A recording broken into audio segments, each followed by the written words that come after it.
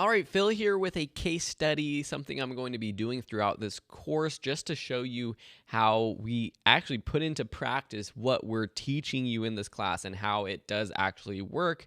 So in this one, I'm putting together all of what Mike has taught us in uploading our videos, writing titles, descriptions, tags, thumbnails, cards, end screens, those kinds of things, and showing you how it has worked for one of my videos. This one is one of my most popular videos, titles, and essential graphics tutorial in Premiere Pro.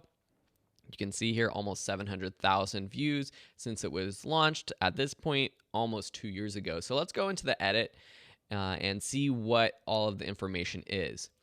So starting at the top, we can kind of see the thumbnail already. New titles and essential graphics.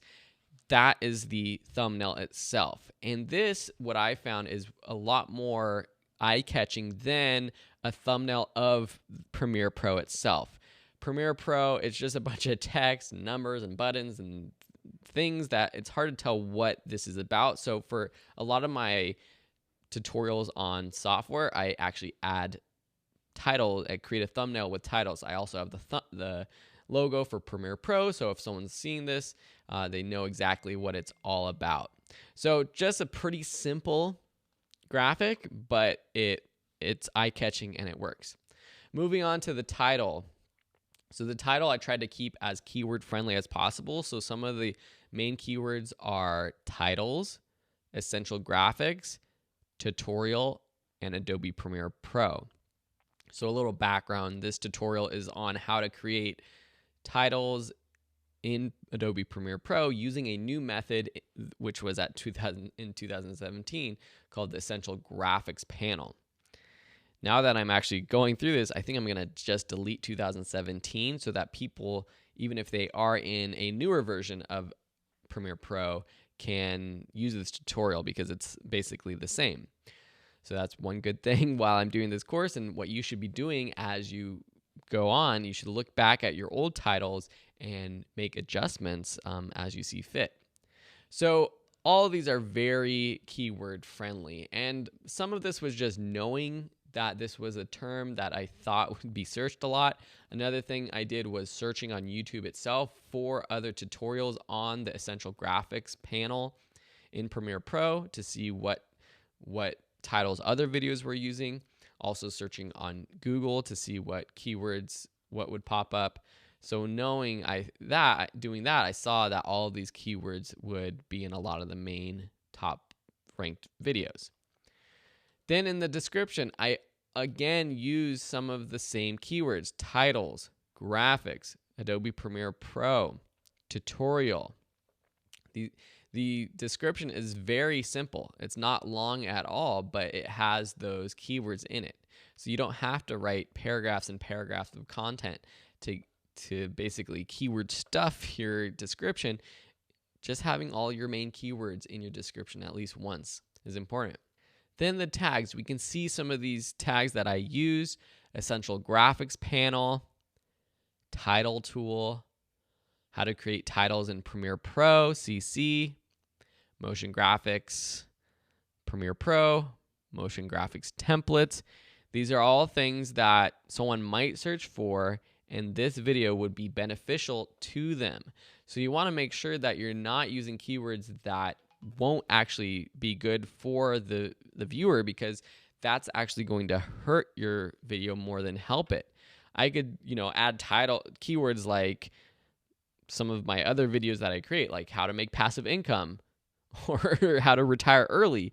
Those are some of my other most popular videos, but that has nothing to do with this video itself. And if someone clicked on this video because it popped up when they searched how to retire early, then they're going to be upset and they're going to click off this video, and YouTube sees that. They see that people are clicking away as soon as they start watching a video, and that actually hurts its ranking. Here you can see kind of the ranking of the video for these different tags, which is very helpful to see as well. All right.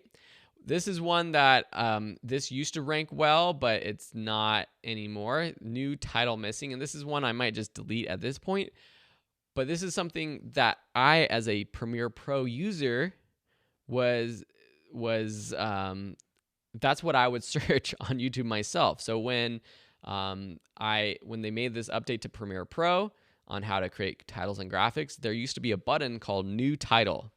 And so what I did, I searched in Google, new title missing Premiere Pro. And a lot of tutorials about this popped up. So that's why I included this keyword.